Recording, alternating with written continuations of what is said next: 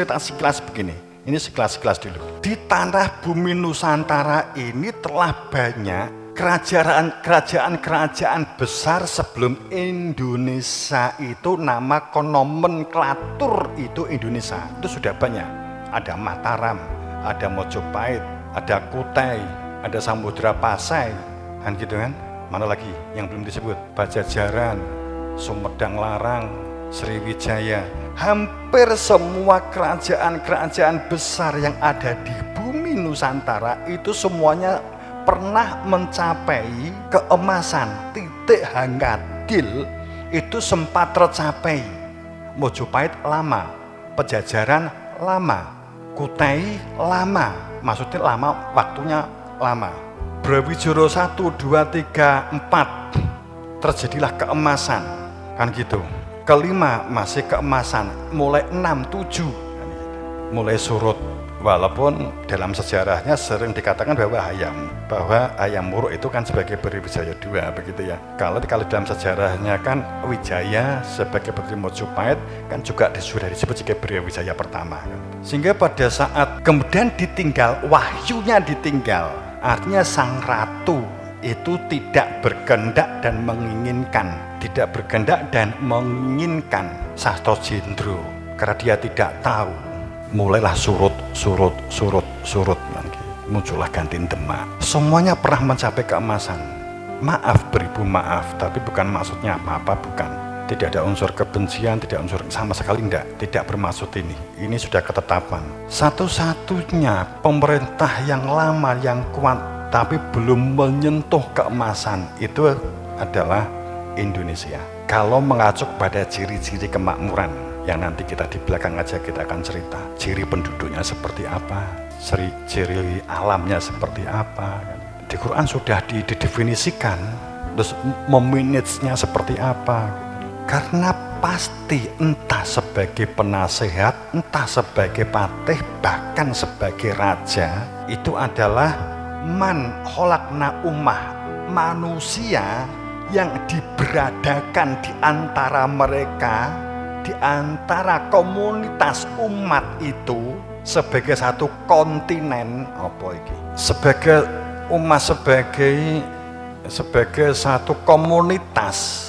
Katakanlah kita katakan kalau kontinen itu kan ya unsur wilayah, unsur alam, unsur orang kan gitu ya.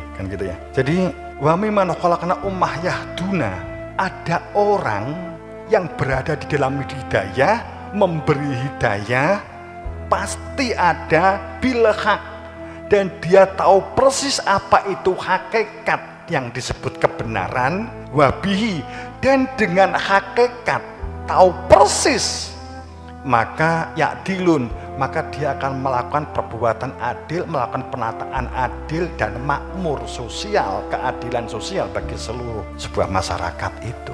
Wa ja'alnahum a'immah yahduna bi amrina wa auhana ilaihim filal khairat.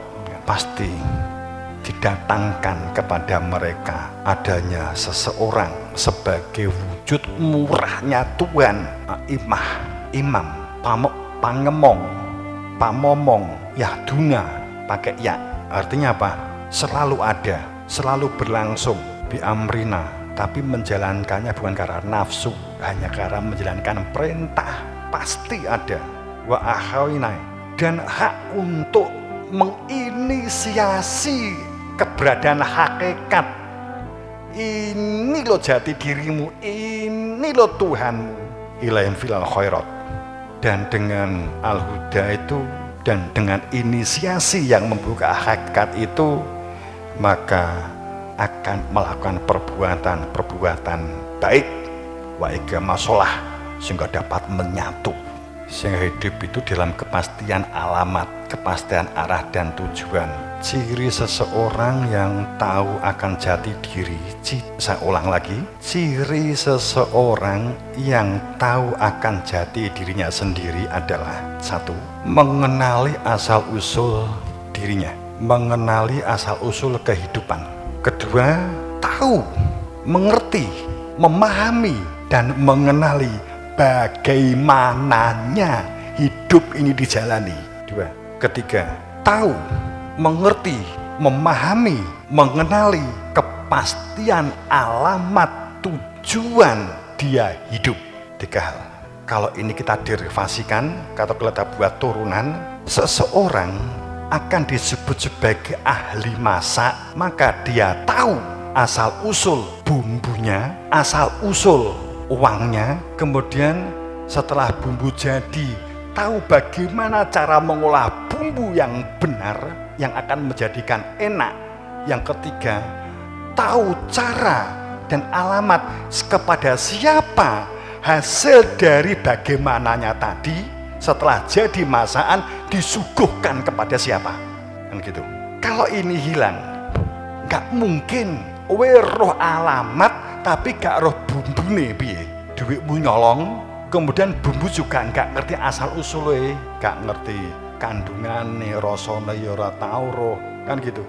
Tapi kamu bisa bercerita panjang lebar tentang masak memasak, kamu bisa bercerita panjang lebar tentang jahe itu apa, lengkuas itu apa, garam apa.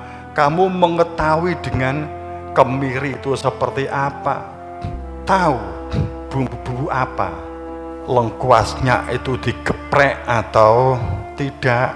Aku bisa cerita, aku memang bendoyan mangan masak diri. Tapi kamu bisa bercerita tentang masak memasak ini, tapi kamu nggak pernah tahu jahe, nggak pernah tahu lengkuas. Nggak ditakoi lengkuas yang baik gimana Pak? Menurut buku ini, kalau lombok ijo itu gimana? Menurut ini, tapi nggak pernah ngulek diwe, nggak pernah anu diwe.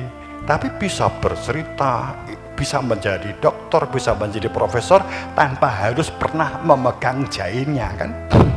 Karena referensinya banyak, kan gitu. Apa itu yang diperlukan? Apa kira-kira para nabi Nabi Muhammad, Nabi Isa, Nabi Daud seperti itu? Kok saya yakinnya enggak toh, kan gitu. Enggak gitu. Wa malahum bih min ilm, wa malahum bih min ilm. Wawasan apapun, sebagai retorika, sebagai simbolik, wawasan apapun yang disampaikan tanpa adanya sebuah ilmu dan tidak hak, wenang dan sah, wa malahum bih min ilm, maka sesungguhnya tidak bisa disebut sebagai orang berilmu. Tabi'una iladun.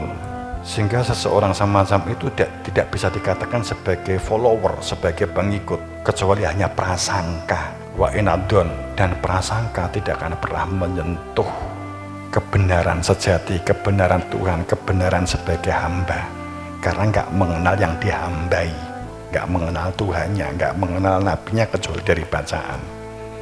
La sabi amanikum wala amaniyal kitab. Beragama dan kehidupan ini supaya tertata, supaya terkelola, supaya di dalam sistem, supaya adil, makmur, dan supremasi hukum itu terwujud secara baik. Laisa, sama sekali tidak karena sebuah angan-angan yang kalian buat, yang kalian perdebatkan, dan yang kalian rumuskan.